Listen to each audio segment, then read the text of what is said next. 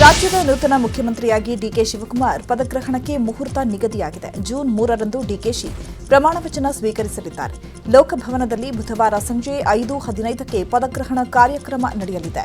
ಡಿಕೆಶಿ ಜೊತೆ 8ರಿಂದ 10 ಸಚಿವರು ಪ್ರಮಾಣ ವಚನ ಸ್ವೀಕರಿಸುವ ಸಾಧ್ಯತೆ ಇದೆ. ವಿಧಾನಸೌಧ ಮುಂದೆ ಹೆಚ್ಚು ಜನ ಸೇರಿ ದುರಂತ ಆಗಬಾರದು ಅನ್ನೋ ಕಾರಣಕ್ಕೆ ಲೋಕಭವನದಲ್ಲಿ ಪ್ರಮಾಣ ವಚನ ಕಾರ್ಯಕ್ರಮ ಆಯೋಜಿಸಲಾಗುತ್ತಿದೆ.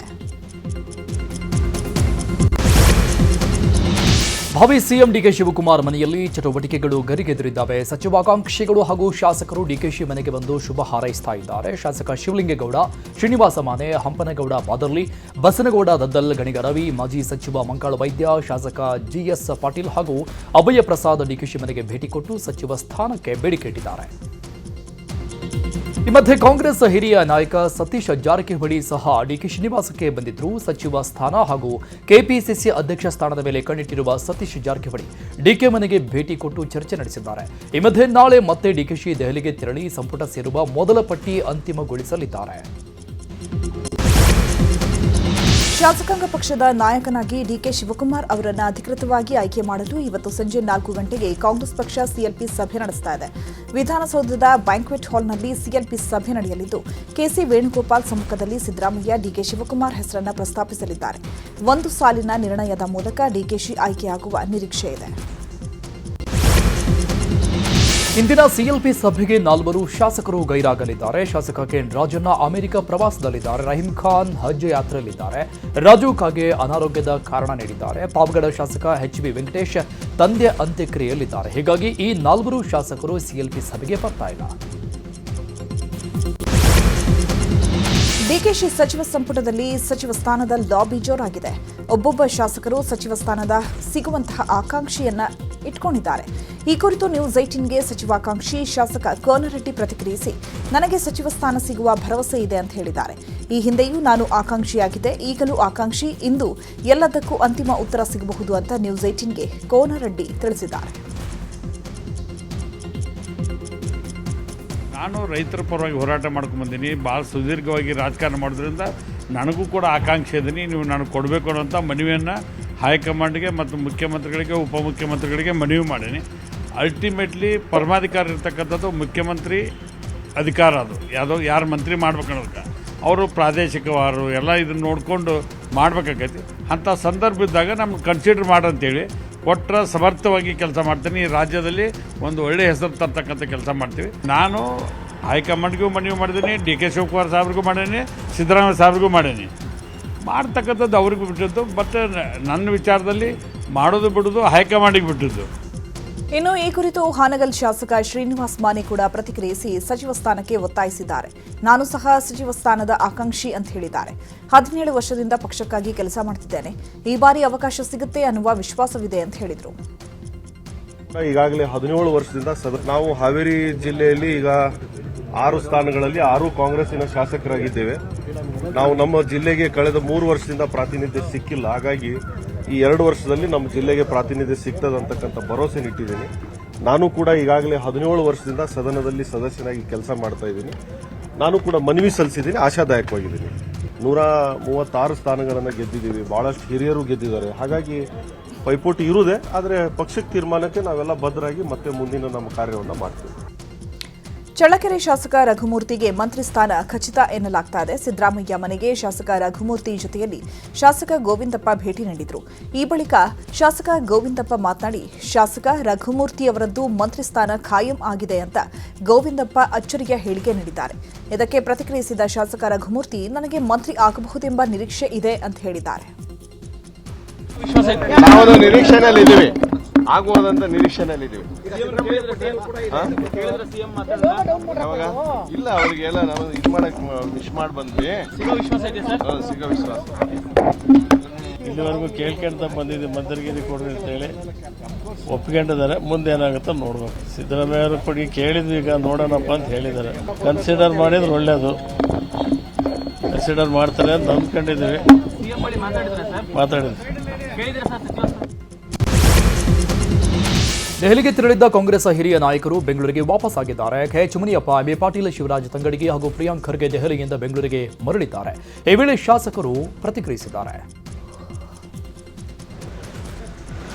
ನಾನು ಸೀನಿಯರ್ ಇದ್ದೇನೆ, 30 ವರ್ಷ ಪಾರ್ಲಿಮೆಂಟಲ್ಲಿದ್ದೇನೆ, ಒಳ್ಳೆ ಕೆಲಸ ಮಾಡಿದ್ದೀನಿ, ಕಾಂಗ್ರೆಸ್ ವರ್ಕಿಂಗ್ ಕಮಿಟಿಯಲ್ಲಿದ್ದೀನಿ. ಇವೆಲ್ಲವೂ ಗೊತ್ತಿದ್ರೂ ಕೂಡ ಈ ಸಂದರ್ಭಕ್ಕೆ ಏನು ಮಾಡಬೇಕು ಅನ್ನೋದನ್ನ ಹೈಕಮಾಂಡ್ ಬರ್ತೀನಿ. ಹೈಕಮಾಂಡ್ ಏನು ತೀರ್ಮಾನ ತಗೊಳ್ತಾರೆ ಅದಕ್ಕೆ ನಾವು ಬದ್ಧವಾಗಿದ್ದೀವಿ. ನಾನು ಯಾವುದೂ ಕೇಳೋದಿಲ್ಲ, ಅವ್ರು ಏನು ಹೇಳ್ತಾರೆ ಅದನ್ನು ನಡ್ಕೊಳ್ಳೋಣ. ಪಕ್ಷ ಭಾಳ ದೊಡ್ಡದು. ನಮ್ಮ ಪಕ್ಷದ ವರಿಷ್ಠರನ್ನ ಭೇಟಿಯಾಗಿ AICC ಅಧ್ಯಕ್ಷರನ್ನ ಎಲ್ಲ ಭೇಟಿಯಾಗಿ ಬಂದಿದ್ದೀವಿ ಅಷ್ಟೇ. ನಮ್ಮ ಅಭಿಪ್ರಾಯಗಳನ್ನ ಹೇಳಿದ್ದೀವಿ ಅಷ್ಟೇ. CLP ಇದೆ ಈಗ 4 ಗಂಟೆಗೆ. ಅದು ಯಾವುದನ್ನು ಕೂಡ ಚರ್ಚೆ ಆಗಿಲ್ಲ. DCM ಚರ್ಚೆ ಆಗಿಲ್ಲ. ನಾವು ಭೇಟಿಯಾಗಿ ಅದು ನೋಡೋಣ. ಹೈಕಮಾಂಡ್ ಅದು CLPದಲ್ಲಿ ಏನೆಲ್ಲ ನಿರ್ಣಯಗಳಾಗ್ತವೆ, ಯಾರನ್ನ CLPಯಲ್ಲಿ ಆಯ್ಕೆ ಮಾಡ್ತಾರೆ, ತದನಂತರ ಏನೆಲ್ಲ ಪ್ರಕ್ರಿಯೆಗಳು ಕಾಂಗ್ರೆಸ್ ಪಕ್ಷದ ವರಿಷ್ಠರು ಮಾಡ್ತಾರೆ. ಸರ್, ಈಗ ತಾವು ಕೂಡ ಹೈಕಮಾಂಡ್ ನಾಯಕರನ್ನ ಏನಾದರೂ ಭೇಟಿ ಆಗಿದ್ರೆ ಹೇಗೆ ಸರ್? ನಾನು ಬಂದು ಡೆಲ್ಲಿಗೆ ಹೋಗಿದ್ದೆ, ಹೈಕಮಾಂಡ್ ನಾಯಕರನ್ನ ಭೇಟಿ ಆಗಿರಲ್ಲ, ಅದರಲ್ಲಿ ಇದೆ. ಇನ್ನೂ ಚರ್ಚೆ ಇಲ್ಲ. ಇವತ್ತು ಶಾಸಕಾಂಗ ಪಕ್ಷದ ಸಭೆ ಇದೆ. ಆ ಸಭೆಯಲ್ಲಿ ಇವತ್ತು ಶಾಸಕಾಂಗ ಪಕ್ಷದ ನಾಯಕರನ್ನು ಆಯ್ಕೆ ಮಾಡುವಂಥ ಕೆಲಸ ಆಗ್ತದೆ. ಸರ್, ಶಿವಕುಮಾರ್ ಅವರು CM ಆಗ್ತಾರಾ ಇಲ್ವಾ ನಿಮ್ಮ ಪ್ರಕಾರ? ಸರ್, ಅದು ಇವತ್ತು ನಿರ್ಧಾರ ಆಗುತ್ತೆ. ನೀವು ಸಹ ಪ್ರಬಲ ಖಾತೆ ಕೇಳಿದ್ದೀರಾ ಸರ್ ಹೈಕಮಾಂಡ್? ಅದೆಲ್ಲ ಸಹಜ ಪ್ರಕ್ರಿಯೆ. ಕೇಳಬೇಕಾಗಿದ್ದು ನಮ್ಮನ್ನು ಮುಂದುವರಿಸಬೇಕು ಅಂತ ನನ್ನದು ಸಹಜವಾದಂಥ ಪ್ರಕ್ರಿಯೆ. ಇವತ್ತು ಶಾಸಕಾಂಗ ಪಕ್ಷ ನಾಯಕ ಆದಮೇಲೆ ನಿರ್ಧಾರ. ನೋಡಿ, CLP ಸಭೆ ನಡೆಸೋದು ಒಂದು ಸಹಜ ಪ್ರಕ್ರಿಯೆ. DK ಶಿವಕುಮಾರ್ ಅವರು CM ಆಗ್ತಾರೆ ಸರ್? CLPನಲ್ಲಿ CLP ಲೀಡರ್ ಆಯ್ಕೆ ಮಾಡ್ತಾರೆ. CLP ಲೀಡರ್ ಯಾರು ಆಗ್ತಾರೆ, they will lead the party. ಅದನ್ನು ನಾವು ಗವರ್ನರಿಗೆ ತಿಳಿಸ್ಬೇಕಾಗ್ತದೆ. ಅದು ಪ್ರಕ್ರಿಯೆ ಇದು. ಅದಕ್ಕೆ ಎಲ್ಲರೂ ಒಮ್ಮನದಿಂದ ನಾವು ಮಾಡ್ತೀವಿ. ಪ್ರಿಯಾಂಕಾ ಖರ್ಗೆ ಅವರಿಗೆ ಉಪಮುಖ್ಯಮಂತ್ರಿ ಕೊಡಬೇಕು, ಹೈಕಮಾಂಡ್ ಹೇಳೋ ತನಕ ಅದೆಲ್ಲ ಅಪ್ರಸ್ತುತ. ಸಂಪುಟ ಪುನಾರಚನೆ ವೇಳೆ ವೀರಶೈವ ಲಿಂಗಾಯತ ಸಮುದಾಯಕ್ಕೆ ಹೆಚ್ಚಿನ ಆದ್ಯತೆ ಕೊಡಬೇಕು ಅಂತ ಈಶ್ವರ ಖಂಡ್ರೆ ಒತ್ತಾಯಿಸಿದ್ದಾರೆ. ನ್ಯೂಸ್ 18 ಜೊತೆ ಮಾತನಾಡಿದ ಮಾಜಿ ಸಚಿವ ಈಶ್ವರ ಖಂಡ್ರೆ ವೀರಶೈವ ಲಿಂಗಾಯತ ಸಮುದಾಯಕ್ಕೆ DCM ಹುದ್ದೆ ನೀಡಬೇಕು ಅಂತ ಹೇಳಿದ್ದಾರೆ. ಅನೇಕ ಜನ ನಮ್ಮ ಸಮುದಾಯದವರು 2023ರಲ್ಲಿ ಇವತ್ತು ಕಾಂಗ್ರೆಸ್ ಪಕ್ಷಕ್ಕೆ ಬೆಂಬಲವನ್ನು ಕೊಟ್ಟಿದ್ದಾರೆ. ಕಾಂಗ್ರೆಸ್ ಪಕ್ಷದಿಂದ ಸುಮಾರು 36 ಜನ ಲಿಂಗಾಯತರು ವೀರಶೈವರು ಶಾಸಕರಾಗಿ ಆಯ್ಕೆಯಾಗಿದ್ದಾರೆ. ಹೀಗಾಗಿ ಸಹಜವಾಗಿ ಹೆಚ್ಚಿನ ಒಂದು ಪ್ರಾತಿನಿಧ್ಯ, ಸೂಕ್ತ ಪ್ರಾತಿನಿಧ್ಯ ಎಲ್ಲ ಸಮುದಾಯಗಳಿಗೂ ಸಿಗಬೇಕು, ಲಿಂಗಾಯತರಿಗೂ ಸಿಗಬೇಕು ಅನ್ನೋಂಥದ್ದು ನಮ್ಮ ಸಮುದಾಯದ ಜನರ ಒಂದು ಅಭಿಲಾಷೆ ಆಗಿದೆ. ಆ ನಿಟ್ಟಿನಲ್ಲಿ ಸೂಕ್ತ ಪ್ರಾತಿನಿಧ್ಯ ಸಿಗಬೇಕು ಅನ್ನುವಂಥದ್ದು ಮತ್ತು ಒಂದು ವೇಳೆ ಹೈಕಮಾಂಡ್ ನಮ್ಮ ಪ್ರಮುಖ ಮುಖಂಡರುಗಳು DCM ಸ್ಥಾನ ಕೊಡಬೇಕು ಅಂತ ಹೇಳಿದರೆ ಲಿಂಗಾಯತರಿಗೂ ಸಹಿತ DCM ಸ್ಥಾನ ಒಂದು ಕೊಡಬೇಕು ಅನ್ನುವಂಥದ್ದು ಇವತ್ತು ಎಲ್ಲರ ಒಂದು ಅಭಿಪ್ರಾಯ ಇದೆ. ಆ ಅಭಿಪ್ರಾಯ ನಾನು ಮಾನ್ಯ ಮುಖ್ಯಮಂತ್ರಿಗಳಿಗೆ, ಮಾನ್ಯ ನಮ್ಮ ಪಕ್ಷದ ಎಲ್ಲ ವರಿಷ್ಠರಿಗೆ ಮುಟ್ಟಿಸುವಂಥ, ತಿಳಿಸುವಂಥ ಕೆಲಸವನ್ನು ಮಾಡ್ತೇನೆ. ಇನ್ನು ಸಚಿವ ಸ್ಥಾನದ ಆಸೆಯನ್ನ ಪುಟ್ಟರಂಗಶೆಟ್ಟಿ ಮತ್ತೆ ಬಿಚ್ಚಿಟ್ಟಿದ್ದಾರೆ. ಸಿದ್ದರಾಮಯ್ಯ ಮನೆಗೆ ಭೇಟಿ ವೇಳೆ ಪುಟ್ಟರಂಗಶೆಟ್ಟಿ ಮಾತಾಡಿದ್ರು, ಕಳೆದ ಬಾರಿಯೇ ನನಗೆ ಸಚಿವ ಸ್ಥಾನ ಕೊಡಬೇಕಾಗಿತ್ತು, ಈ ಬಾರಿ ಸಚಿವ ಸ್ಥಾನ ಸಿಗುವ ಭರವಸೆ ಇದೆ ಅಂತ ಹೇಳಿದ್ದಾರೆ. ಖಂಡಿತವಾಗಿ ಈಗ ನಮ್ಮ DK ಶಿವ ಸಾಹೇಬ್ರಿಗೆ, ತಮ್ಮ ಸೂರ್ಯ ಅವರಿಗೆಲ್ಲ ನಾನು ಭಾಳ ದಿನ ಪರಿಚಿತ, ಅವ್ರಿಗೆಲ್ಲ ನಾನು ಯಾರಂತ ಗೊತ್ತಿದೆ. ಹಾಗಾಗಿ ಈ ಕಡೆ ಸಿದ್ದರಾಮಯ್ಯನವರು ನನಗೆ ಕೊಡ್ತೀವಿ ಅಂತ ಭರವಸೆ ಕೊಟ್ಟಿದ್ದಾರೆ.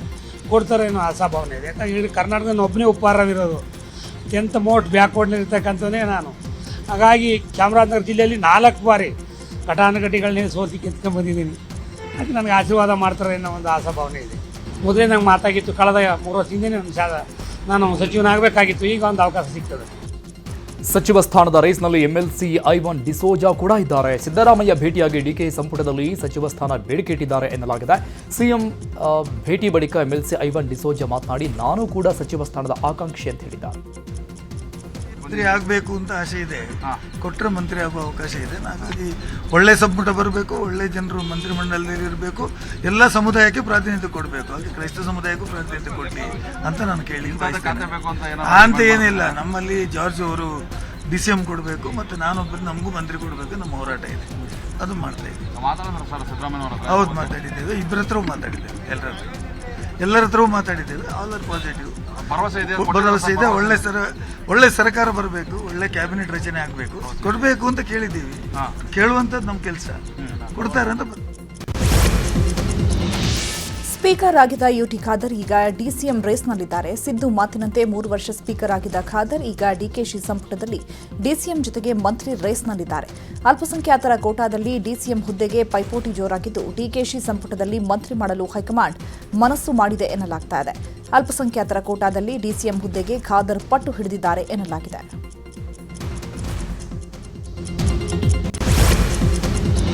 ಕೆಪಿಸಿಸಿ ಅಧ್ಯಕ್ಷ ಸ್ಥಾನದ ಜೊತೆಗೆ ಸತೀಶ್ ಜಾರಕಿಹೊಳಿ ಮಂತ್ರಿಗಿರಿಗೂ ಲಾಬಿ ಮಾಡ್ತಾ ಇದ್ದಾರೆ ಎನ್ನಲಾಗಿದೆ. ಲಕ್ಷ್ಮೀ ಹೆಬ್ಬಾಳ್ಕರ್ ಹಾಗೂ ಲಕ್ಷ್ಮಣ ಸವದಿ ಕೂಡ ಮಂತ್ರಿ ಸ್ಥಾನದ ರೇಸ್ನಲ್ಲಿದ್ದಾರೆ. ಹೀಗಾಗಿ ಡಿಕೆಶಿ ಆಪ್ತರ ಎಂಟ್ರಿಯಿಂದ ಜಾರಕಿಹೊಳಿಗೆ ಜಿಲ್ಲೆಯ ಮೇಲಿನ ಹಿಡಿತ ತಪ್ಪುವ ಭಯ ಮೂಡಿದೆ ಎನ್ನಲಾಗ್ತಾ ಇದೆ. ಹೀಗಾಗಿ ಕೆಪಿಸಿಸಿ ಪಟ್ಟದ ಜೊತೆ ಸಚಿವ ಸ್ಥಾನಕ್ಕೂ ಬೇಡಿಕೆ ಇಟ್ಟಿದ್ದಾರೆ ಎನ್ನಲಾಗಿದೆ. ಹೊಸ ಸರ್ಕಾರ ರಚನೆ ಬಗ್ಗೆ ಸತೀಶ್ ಜಾರಕಿಹೊಳಿ ಪ್ರತಿಕ್ರಿಯಿಸಿದ್ದಾರೆ. ಡಿಕೆ ಶಿವಕುಮಾರ್ ಸಿಎಂ ಆಗೋದು ನಿಶ್ಚಿತ. 3 ರಿಂದ 4 ಜನರನ್ನ ಡಿಸಿಎಂ ಮಾಡುವುದು ಹೈಕಮಾಂಡ್ ನಿರ್ಧಾರ ಮಾಡುತ್ತೆ. ಡಿಸಿಎಂಗಳ ನೇಮಕ ನಾಳೆಯೊಳಗೆ ಫೈನಲ್ ಆಗಬಹುದು. ನಾಳೆವರೆಗೂ ಕಾದು ನೋಡೋಣ ಅಂತ ಹೇಳಿದ್ದಾರೆ. ಆಲ್ರೆಡಿ ಅವರು ಆಗೋದು ನಿಶ್ಚಿತ ಆಗಿದ್ದಲ್ಲ, ಹೀಗಾಗಿ ಚರ್ಚೆಯನ್ನು ಮಾಡ್ತಿರಬಹುದು. ಮುಂದೆ ಓದ್ ಬಗ್ಗೆ ಟೈಮು, ಡೇಟು, ಪ್ಲೇಸು ಚರ್ಚೆ ಮಾಡಿರ್ಬೋದು. ಇದೆಲ್ಲ ಗೊತ್ತಿಲ್ಲ. ದಿವಸ ಸಾಯಂಕಾಲ ಅಥವಾ ನಾಳೆಗೆ ಅಂತಿಮ ಆಗ್ಬೋದು ಚರ್ಚೆ. ಸೊ ಅದನ್ನೆಲ್ಲ ಮಾತಾಡ್ತಿದ್ದಾರೆ ವರಿಷ್ಠರು, ಡೆಲ್ಲಿ ವರಿಷ್ಠರು, ರಾಜ್ಯ ವರಿಷ್ಠರು. ಅಂತಿಮವಾಗಿ ನಾಳೆವರೆಗೆ ಫೈನಲ್ ಆಗ್ಬೋದು. ಗೊತ್ತಿಲ್ಲ ಯಾರಿಗೆ ಮಾಡ್ತಾರೆ. ಅಂತಿಮವಾಗಿ ಹೈಕಮಾಂಡೇ ಮಾಡಬೇಕು. ಯಾರಿಗೆ ಮಾಡಿ ನಿರ್ಧಾರ ಯಾವುದೇ ಇದ್ರೂ ಕೂಡ 2-3 ಹೆಸರು ಇಟ್ಟಿರ್ತಾರೆ. ಒಂದು ಹೆಸರು ಯಾವಾಗ ಇರೋಲ್ಲ. 2-3 ಹೆಸರಲ್ಲಿ ಅವ್ರಿಗೆ ಯಾವುದು ಸೂಕ್ತ ಅದನ್ನು ಮಾಡೇ ಮಾಡ್ತಾರೆ. ಸೊ ವೇಟ್ ಮಾಡ್ಬೇಕಷ್ಟೇ ನಾವೀಗ. ಸೊ CLP ಆದ್ಮೇಲೆ ಗೊತ್ತಿಲ್ಲ ಏನು ನಿರ್ಧಾರ ಮಾಡ್ತಾರೆ. ಸೊ ಮಾಡ್ಬೋದು, ಮಾಡದೇ ಇರ್ಬೋದು. 2 ಆಪ್ಷನ್ ಇದ್ದೇ ಇರ್ತದೆ. ಯಾವ್ದಾದ್ರು ಡಿಪೆಂಡ್ ಅಪಾನ್ ಹೈಕಮಾಂಡ್ ತೀರ್ಮಾನ. ನೋಡೋಣ, ಕಾದು ನೋಡೋಣ ನಾಳೆವರೆಗೆ, ಸಾಯಂಕಾಲವರೆಗೆ. ಫಸ್ಟ್ ಒಂದೊಂದು ಕ್ಲಿಯರ್ ಆಗಬೇಕಲ್ಲ. ಒಂದೇದಾಗಿಲ್ಲ, ಇದೇ ಗದ್ದಲ ಇದೆಲ್ಲ ಇನ್ನು ಸಂಪುಟಕ್ಕೆ ಯಾರನ್ನೆಲ್ಲ ಸೇರಿಸಿಕೊಳ್ಳಬೇಕು ಅನ್ನೋದರ ಪಟ್ಟಿಯನ್ನ ಭಾವಿ ಸಿಎಂ ಡಿಕೆ ಶಿವಕುಮಾರ್ ನಿನ್ನೆ ದೆಹಲಿಯಿಂದ ಬರುವಾಗ ತಂದಿದ್ದಾರೆ ಎನ್ನಲಾಗಿದೆ. ಡಿಕೆ ಸಂಪುಟದಲ್ಲಿ ಹೊಸಬರಿಗೆ, ಯುವಕರಿಗೆ ಆದ್ಯತೆ ಸಿಗಲಿದೆ ಎನ್ನಲಾಗ್ತಾ ಇದೆ. ಇದರ ಜೊತೆಗೆ ಕೆಲವರು ಹೈಕಮಾಂಡ್ ಪಟ್ಟದಲ್ಲಿ ಲಾಬಿ ಮಾಡಿದ್ದು ಹೈಕಮಾಂಡ್ ಮಟ್ಟದಲ್ಲಿ ಅವರಿಗೆ ಸಚಿವ ಸ್ಥಾನ ಪಕ್ಕಾ ಎನ್ನಲಾಗ್ತಾ ಇದೆ. ಅಲ್ಲದೆ ಜಾತಿವಾರು ಪ್ರಾತಿನಿಧ್ಯ ಸಿಗುವ ನಿರೀಕ್ಷೆ ಕೂಡ ಇದೆ. ರಾಜ್ಯ ಉಸ್ತುವಾರಿ ಸಚಿವ ರಣದೀಪ್ ಸಿಂಗ್ ಸುರ್ಜೇವಾಲಾ ಬೆಂಗಳೂರಿಗೆ ಆಗಮಿಸಿದ್ದಾರೆ. ಈ ವೇಳೆ ಬೆಂಗಳೂರಿನ ಕೆಂಪೇಗೌಡ ವಿಮಾನ ನಿಲ್ದಾಣದಲ್ಲಿ ಕೆಎಚ್ ಮುನಿಯಪ್ಪ ಬೆಂಬಲಿಗರು ಘೋಷಣೆ ಕೂಗಿದ್ದಾರೆ. ಕೆಎಚ್ ಮುನಿಯಪ್ಪರಿಗೆ ಡಿಸಿಎಂ ಸ್ಥಾನ ಕೊಡುವಂತೆ ಬೆಂಬಲಿಗರು ಆಗ್ರಹಿಸಿದ್ದಾರೆ.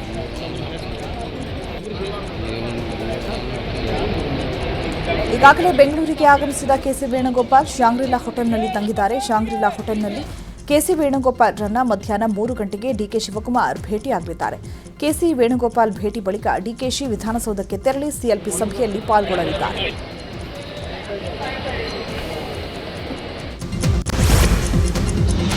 ಡಿಕೆಶಿ ಸರ್ಕಾರದಲ್ಲಿ 4 ಡಿಸಿಎಂಗಳ ಬೇಡ ಎಂಬ ಮಾತು ಕೇಳಿ ಬರ್ತಾ ಇದೆ. 4 ಡಿಸಿಎಂ ಬಗ್ಗೆ ಹೈಕಮಾಂಡ್ ಹಾಗೂ ಡಿಕೆಶಿ ಒಲವು ತೋರ್ತಾ ಇಲ್ಲ ಎನ್ನಲಾಗ್ತಾ ಇದೆ. ಮತ್ತೊಂದೆಡೆ ಡಿಸಿಎಂ ನೇಮಕ ಮಾಡಿದರೆ ಹಿರಿಯ ಸಚಿವರ ಅಸಮಾಧಾನಕ್ಕೂ ಗುರಿಯಾಗಬೇಕಾದ ಸ್ಥಿತಿ ಇದೆ ಎನ್ನಲಾಗ್ತಿದೆ. ಬೆಂಗಳೂರು ದಕ್ಷಿಣದ ಕನಕಪುರದಲ್ಲಿ ಡಿಕೆ ಬೆಂಬಲಿಗರ ಸಡಗರ ಸಂಭ್ರಮ ಜೋರಾಗಿದೆ. ಡಿಕೆಶಿ ಅಭಿಮಾನಿಗಳು ಡಿಕೆ ಸಿಎಂ ಆಗ್ತಾ ಇರುವ ಸಂತಸದಲ್ಲಿದ್ದು, ಸಾತನೂರಿನಲ್ಲಿರುವ ಡಿಕೆಶಿ ಇಷ್ಟದೇವತೆ ಕಬ್ಬಾಳಮ್ಮನಿಗೆ ಪೂಜೆ ಮೂಲಕ ಪ್ರಾರ್ಥಿಸಿದ್ದಾರೆ. ದೇವಸ್ಥಾನದಲ್ಲಿ ಡಿಕೆಶಿ ಫೋಟೋ ಇಟ್ಟು ಪೂಜೆ ಸಲ್ಲಿಸಿ ಕಬ್ಬಾಳಮ್ಮನಿಗೆ ಬಾಲ್ಯದ ಕಾಯಿ ಹೊಡೆದು ಪೂಜೆ ಮಾಡಿದ್ದಾರೆ.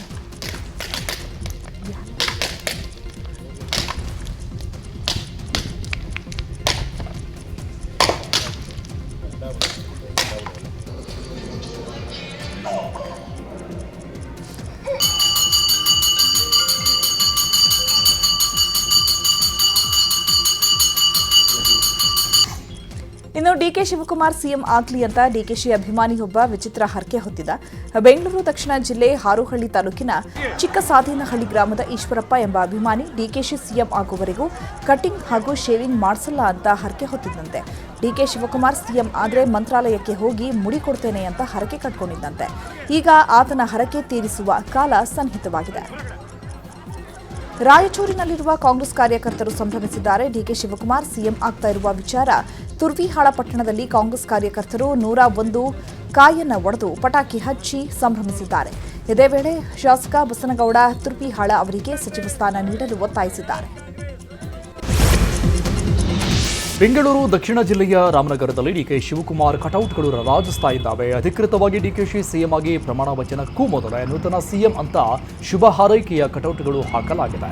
ಕಾಂಗ್ರೆಸ್ ಕಾರ್ಯಕರ್ತರಿಂದ ನಗರದ ಐಜೂರು ವೃತ್ತದಲ್ಲಿ 25 ಅಡಿ ಕಟೌಟ್ ನಿರ್ಮಿಸಲಾಗಿದೆ. ಪಕ್ಷ ನಿಷ್ಠೆಗೆ ಸಂದ ಗೌರವ ಅಂತ ಟ್ಯಾಗ್ಲೈನ್ ಹಾಕಿ ಬ್ಯಾನರ್ ಅಳವಡಿಸಿದ್ದಾರೆ. ಡಿಕೆಶಿ ಪದಗ್ರಹಣಕ್ಕೆ ಸಿದ್ಧತೆ ಜೋರಾಗಿದೆ. ಡಿಕೆಶಿ ನಿವಾಸಕ್ಕೆ ಖ್ಯಾತ ಜ್ಯೋತಿಷಿ ಬಿಪಿ ಆರಾಧ್ಯ ಭೇಟಿ ನೀಡಿ ಪ್ರಮಾಣ ವಚನ ದಿನಾಂಕ, ಸಮಯದ ಬಗ್ಗೆ ಚರ್ಚಿಸಿದ್ದಾರೆ. ಬುಧವಾರ ಸಂಜೆ 5:15ಕ್ಕೆ ಡಿಕೆಶಿ ಸಿಎಂ ಆಗಿ ಪ್ರಮಾಣ ವಚನ ಸ್ವೀಕರಿಸಲಿದ್ದಾರೆ. ಲೋಕಭವನದಲ್ಲಿ ಪ್ರಮಾಣ ವಚನ ಸ್ವೀಕಾರ ಕಾರ್ಯಕ್ರಮ ಇರಲಿದೆ ಎಂದು ತಿಳಿಸಿದ್ದಾರೆ. ಎಷ್ಟು ಗಂಟೆಗೆ ಸಮಯ? ಎಷ್ಟು ಗಂಟೆಗೆ? 5:15ಗೆ. ಅದೇ ಫೈನಲ್ ಆಯ್ತಾ? ಈಗ ಬೇರೆ ಚೇಂಜಸ್ ಇಲ್ಲ ಈಗ?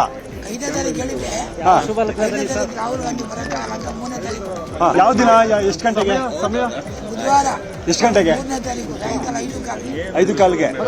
ಅದೇ ಫೈನಲ್ ಆಯ್ತಾ ಈಗ? ಬೇರೆ ಚೇಂಜಸ್ ಇಲ್ಲ ಈಗ? ಯಾವ ದಿನ? ಎಷ್ಟು ಗಂಟೆಗೆ ಸಮಯ? ಎಷ್ಟು ಗಂಟೆಗೆ? 5:15ಗೆ. ಅದೇ ಫೈನಲ್ ಆಯ್ತಾ ಈಗ? ಬೇರೆ ಚೇಂಜಸ್ ಇಲ್ಲ ಈಗ? ಇನ್ನು ಡಿಕೆ ಶಿವಕುಮಾರ್ ನಿವಾಸದ ಬಳಿ ಗೊರವಯ್ಯಗಳು ಭೇಟಿ ಕೊಟ್ಟಿದ್ದಾರೆ. ಹಾವೇರಿ ಜಿಲ್ಲೆಯ ಮೈದಾರಗುಡ್ಡದಿಂದ ಬಂದ ಗೊರವಯ್ಯಗಳು ಡಿಕೆ ಶಿವಕುಮಾರ್ಗೆ ಆಶೀರ್ವಾದ ಮಾಡಲು ಆಗಮಿಸಿದ್ದಾರೆ. ಡಿಕೆಶಿ ಭೇಟಿಯಾಗಲು ಮನೆ ಮುಂದೆ ಬಂದು ನಿಂತಿದ್ದಾರೆ. ಸಿಎಂ ಹುದ್ದೆಯಿಂದ ಸಿದ್ದರಾಮಯ್ಯ ನಿರ್ಗಮನದ ಬಳಿಕವೂ ಸಾರ್ವಜನಿಕರ ಅಹವಾಲು ಸ್ವೀಕರಿಸಿದ್ದಾರೆ. ಹಂಗಾಮಿ ಸಿಎಂ ಸಿದ್ದರಾಮಯ್ಯ ಕಾವೇರಿ ನಿವಾಸದ ಬಳಿ ಅಹವಾಲು ಸಲ್ಲಿಸಲು ಬಂದಿದ್ದ 100 ಜನರಿಂದ ಅಹವಾಲು ಸ್ವೀಕರಿಸಿದ್ದಾರೆ. ಡಿಕೆ ಶಿವಕುಮಾರ್ ಸಿಎಂ ಆಗಿ ಪ್ರಮಾಣ ವಚನ ಸ್ವೀಕಾರಕ್ಕೆ ಸಿದ್ಧತೆ ಹಿನ್ನೆಲೆಯಲ್ಲಿ ನಿರ್ಗಮಿತ ಸಿಎಂ ಸಿದ್ದರಾಮಯ್ಯ ಆಪ್ತರ ಜೊತೆಗೆ ಸಭೆ ನಡೆಸಿದ್ದಾರೆ. ಕಾವೇರಿ ನಿವಾಸದಲ್ಲಿ 15ಕ್ಕೂ ಹೆಚ್ಚು ಶಾಸಕರ ಜೊತೆ ಸಮಾಲೋಚನೆ ಮಾಡಿದ್ದಾರೆ. ಮುಂದಿನ ನಡೆಯ ಬಗ್ಗೆ ಸಿದ್ದರಾಮಯ್ಯ ಬಹಳ ಮಹತ್ವದ ಮಾತುಕತೆ ನಡೆಸಿದ್ದಾರೆ. ಮಂಡ್ಯದಲ್ಲಿ ಎಸ್ಐಆರ್ ವಿರುದ್ಧ ಕಾಂಗ್ರೆಸ್ ಪ್ರತಿಭಟನೆ ಮಾಡಿದೆ. ಮಂಡ್ಯದ ವಿಶ್ವೇಶ್ವರಯ್ಯ ಪ್ರತಿಮೆ ಬಳಿ ಜಿಲ್ಲಾ ಕಾಂಗ್ರೆಸ್ ವತಿಯಿಂದ ಪ್ರತಿಭಟನೆ ಮಾಡಲಾಗಿದೆ. ಮತದಾರರ ಪಟ್ಟಿ ಪರಿಷ್ಕರಣೆ, ಪೆಟ್ರೋಲ್ ಡೀಸೆಲ್ ಬೆಲೆ ಹೆಚ್ಚಳ, ನೀಟ್ ಪರೀಕ್ಷೆ ರದ್ದು ವಿರುದ್ಧ ಪ್ರತಿಭಟನೆ ಮಾಡಲಾಗಿದೆ. ಇವತ್ತು ಎಸ್ಐಆರ್ ಅನ್ನು ಒಂದು ಕಾಂಗ್ರೆಸ್ ಪಾರ್ಟಿಗೆ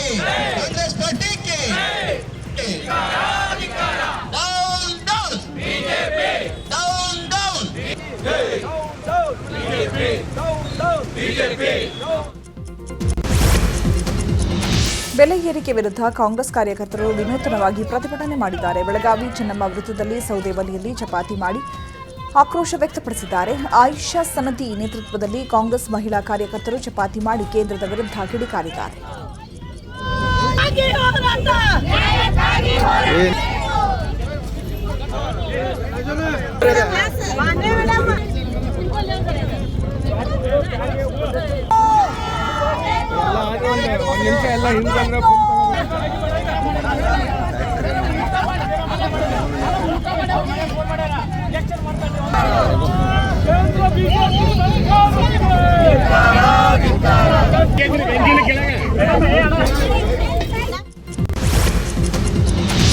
ಚಿಕ್ಕಮಗಳೂರಿನಲ್ಲಿ ಬಿರುಗಾಳಿ ಮಳೆಗೆ ನಾನಾ ಅವಾಂತರಗಳಾಗಿವೆ. ಲಕ್ಯ, ದೇವರಹಳ್ಳಿ, ಗಾಣತಾಳು, ಸಾದರಹಳ್ಳಿ ಸುತ್ತಮುತ್ತ ಮಳೆಯಿಂದ ಸಾಕಷ್ಟು ಹಾನಿಯಾಗಿದೆ. ಬಿರುಗಾಳಿ ರಭಸಕ್ಕೆ ಮನೆಯ ಮೇಲ್ಚಾವಣಿ ಹೆಂಚುಗಳು ಹಾರಿ ಹೋಗಿವೆ. ಮತ್ತೊಂದೆಡೆ ಟೊಮೆಟೊ, ಬೀನ್ಸ್ ಬೆಳೆ ನಾಶವಾಗಿದೆ. ಇನ್ನು ಗಾಣತಾಳು ಮುಖ್ಯ ರಸ್ತೆಗೆ ಅಡ್ಡಲಾಗಿ ಮರ ಬಿದ್ದು ಸಂಚಾರ ಅಸ್ತವ್ಯಸ್ತವಾಗಿದೆ. ಕುರಿ ಮಾಂಸ ಎಂದು ದನದ ಮಾಂಸ ನೀಡಿದ ರೆಸ್ಟೋರೆಂಟ್ ಅನ್ನು ಸೀಸ್ ಮಾಡಲಾಗಿದೆ. ಅವಲಹಳ್ಳಿ ಸಮೀಪದ ಬೊಮ್ಮೆನಹಳ್ಳಿಯ ಕಾಯಲ್ಲೂರಂ ರೆಸ್ಟೋರೆಂಟ್ಗೆ ಬೀಗ ಹಾಕಲಾಗಿದೆ. ರೆಸ್ಟೋರೆಂಟ್ ಮಾಲೀಕರಾದ ಜಿಜು ಮತ್ತು ಶಿಬು ಎಂಬಾತರನ್ನು ಬಂಧಿಸಲಾಗಿದೆ. ಕಳೆದ 1.5 ವರ್ಷದಿಂದ ಆರೋಪಿಗಳು ರೆಸ್ಟೋರೆಂಟ್ ನಡೆಸ್ತಾ ಇದ್ರು. ಕೆಲ ದಿನಗಳ ಹಿಂದೆ ಊಟಕ್ಕೆ ಬಂದಿದ್ದ ಯುವಕರು ಮಟನ್ ಊಟ ಆರ್ಡರ್ ಮಾಡಿದ್ರು. ಆದರೆ ಮಟನ್ ಬದಲಿಗೆ ದನದ ಮಾಂಸಾಹಾರ ಕೊಟ್ಟಿದ್ದಾರೆ. ಅನುಮಾನಗೊಂಡ ಯುವಕರು ಪೊಲೀಸರಿಗೆ ಮಾಹಿತಿ ನೀಡಿದ್ದು ಪೊಲೀಸರು ರೆಸ್ಟೋರೆಂಟ್ ಸೀಸ್ ಮಾಡಿದ್ದಾರೆ. ಕೊಪ್ಪಳದ ಕುಷ್ಟಗಿ ತಾಲೂಕಿನ ಆಸ್ಪತ್ರೆಯಲ್ಲಿ ಹೆರಿಗೆ ಆದರೂ ಹಣ ಕೊಡಬೇಕಾಗಿದೆ. ಆಸ್ಪತ್ರೆ ಸಿಬ್ಬಂದಿ ಹೆರಿಗೆ ಆದರೆ 5,000 ಹಣ ಕೇಳ್ತಾರೆ ಅಂತ ಬೋದೂರ್ ತಾಂಡಾ ನಿವಾಸಿ ರವಿ ಅನ್ನೋರು ಗಂಭೀರ ಆರೋಪ ಮಾಡಿದ್ದಾರೆ. ಅಲ್ಲದೆ ಆಸ್ಪತ್ರೆ ಸಿಬ್ಬಂದಿ ಹಣ ತೆಗೆದುಕೊಳ್ಳುವ ವಿಡಿಯೋ ವೈರಲ್ ಆಗಿದ್ದು ಆಸ್ಪತ್ರೆ ಸಿಬ್ಬಂದಿ ವಿರುದ್ಧ ಆಕ್ರೋಶ ವ್ಯಕ್ತವಾಗಿದೆ. ಸರ್ಕಾರಿ ಆಸ್ಪತ್ರೆ ಒಳಗೆ ಅವ್ರು ಏನೋ ಸಿದ್ರಿಂಗ್ ಮಾಡಿದೆ, ಡಿಲಿವರಿ ಆದರೆ ಫಸ್ಟು ರೊಕ್ಕ ಇಸ್ಕೊತಾರೆ, ಆಮೇಲೆ ಪೇಷಂಟ್ ಬರ್ತಾರೆ 5,000 ಇಸ್ಕೊತಾರೆ. ಫಸ್ಟಿಗೆ 5,000 ಇಸ್ಕೊಂಡ್ರೆ ಖಾಸಗಿ ಬಸ್ ಪಲ್ಟಿಯಾಗಿ ಓರ್ವ ಸಾವನ್ನಪ್ಪಿ 6 ಜನರ ಸ್ಥಿತಿ ಗಂಭೀರ ಆಗಿರುವ ಘಟನೆ ಉತ್ತರ ಕನ್ನಡ ಜಿಲ್ಲೆಯ ಅಂಕೋಲ ತಾಲೂಕಿನ ಕಂಚಿನಬಾಗಿಲು ಬಳಿ ನಡೆದಿದೆ. ಅಪಘಾತದಲ್ಲಿ ಶರಣಯ್ಯ ಅನ್ನೋರು ಮೃತಪಟ್ಟಿದ್ದಾರೆ. ಆಂಧ್ರದಿಂದ ಗೋವಾಕ್ಕೆ ಸಾಗ್ತಾ ಇದ್ದ ವೇಳೆ ಅಪಘಾತವಾಗಿದ್ದು ಸ್ಥಳಕ್ಕೆ ಅಂಕೋಲ ಪೊಲೀಸರು ಭೇಟಿ ಕೊಟ್ಟು ಪರಿಶೀಲಿಸಿದ್ದಾರೆ. ಬೆಂಗಳೂರಿನ ಬನ್ನೇರುಘಟ್ಟ ಮುಖ್ಯ ರಸ್ತೆಯ ಕಲ್ಕೆರೆ ಬಳಿಯ ಎಎಂಸಿ ಇನ್ಸ್ಟಿಟ್ಯೂಷನ್ನಲ್ಲಿ ಇಂದು ಓಪನ್ ಡೇ ಕಾರ್ಯಕ್ರಮ ಅದ್ಧೂರಿಯಾಗಿ ನಡೆದಿದೆ. ಕಾರ್ಯಕ್ರಮವನ್ನು ಎಎಂಸಿ ಇನ್ಸ್ಟಿಟ್ಯೂಷನ್ಸ್ ಸಮೂಹದ ಉಪಾಧ್ಯಕ್ಷ ರಾಹುಲ್ ಕಲ್ಲೂರಿ ಉದ್ಘಾಟನೆ ಮಾಡಿದ್ದಾರೆ. ಇದೇ ವೇಳೆ 2026-27ನೇ ಸಾಲಿನ ವಿದ್ಯಾರ್ಥಿಗಳಿಗೆ ಓಪನ್ ಡೇ ಮೂಲಕ ಸ್ವಾಗತ ಮಾಡಿದರು. ಬಳಿಕ ಮಾತನಾಡಿದ ಎಎಂಸಿ ಇನ್ಸ್ಟಿಟ್ಯೂಷನ್ ಸಂಸ್ಥಾಪಕ doctor Paramahamsa, college open day ಕಾರ್ಯಕ್ರಮ ಮಾಡಲಾಗ್ತಾ ಇದೆ. ಓಪನ್ ಡೇ ದಿನ ಎಲ್ಲ ವಿಭಾಗಗಳು ಓಪನ್ ಇದ್ದು ಬೋಧಕ ಸಿಬ್ಬಂದಿ ಹಾಜರಿರಲಿದ್ದಾರೆ. ದಾಖಲಾತಿಗೂ ಮೊದಲು ವಿದ್ಯಾರ್ಥಿಗಳ ಪೋಷಕರು ಸಿಬ್ಬಂದಿ ಜೊತೆ ಚರ್ಚಿಸಬಹುದು ಅಂತ ತಿಳಿಸಿದ್ದಾರೆ. ಎಎಂಸಿ ವಿದ್ಯಾಸಂಸ್ಥೆಗಳು ಬನ್ನೇರುಘಟ್ಟ ರೋಡು ಬೆಂಗಳೂರಲ್ಲಿ ಓಪನ್ ಡೇಸ್ ಅಂತ ಮಾಡ್ತಾ ಇದ್ವಿ. ಈ ಓಪನ್ ಡೇಸಲ್ಲಿ ಮ್ಯಾಕ್ಸಿಮಮ್ ಬೆನಿಫಿಟ್ಸ್ ಸ್ಟೂಡೆಂಟ್ಸ್ಗೂ ಪೇರೆಂಟ್ಸ್ಗೂ ಇರಲಿ ಅಂತ ಮಾಡೋದು. ಈ ಓಪನ್ ಡೇಸ್ ಅಡ್ವಾಂಟೇಜ್ ಏನು ಅಂದರೆ ಇವತ್ತು ಎಂಟೈರ್ ಕಾಲೇಜು ಎಲ್ಲನೂ ಫಸ್ಟು ಓಪನ್ ಆಗಿರುತ್ತೆ. Any division, any department, faculty ಆಗಲಿ ಎಲ್ಲಾದ್ರೂ ಪೇರೆಂಟ್ಸು ಹೋಗ್ಬೋದು. ಇನ್ನೊಂದೇನೆಂದರೆ ಎಕ್ಸ್ಪೋಜರ್ ಟು ದ ಫ್ಯಾಕಲ್ಟಿ. ಒಂದು ಇನ್ಸ್ಟಿಟ್ಯೂಷನಲ್ಲಿ ಫಸ್ಟು ಬಿಫೋರ್ ದ ಅಡ್ಮಿಷನ್ಸು ಅನುಕೂಲ ಏನಂದರೆ ಇಲ್ಲಿ ಎಲ್ಲ ಬಂದು ಕಾಲೇಜನ್ನು ನೋಡ್ಬೋದು. ಅದೇ ಪ್ರಕಾರ ಇಲ್ಲಿ ಪ್ಲೇಸ್ಮೆಂಟ್ ಸರ್ವಿಸಸ್ ಏನಿದೆ, ಯಾವ್ಯಾವ ಟೆಕ್ನಿಕಲ್ ಲ್ಯಾಬ್ರೇಟ್ರೀಸ್ ಏನಿದೆ, ಪ್ರಾಜೆಕ್ಟ್ಸ್ ಏನೇನು ಮಾಡ್ತಾರೆ ಅನ್ನೋದನ್ನು ಈ ಕಾಲೇಜಸಲ್ಲಿ ಎಲ್ಲನೂ ಓಪನ್ ಆಗಿ ರೆಡಿ ಮಾಡಿ ಇಟ್ಟಿರ್ತಾರೆ. ಅದನ್ನು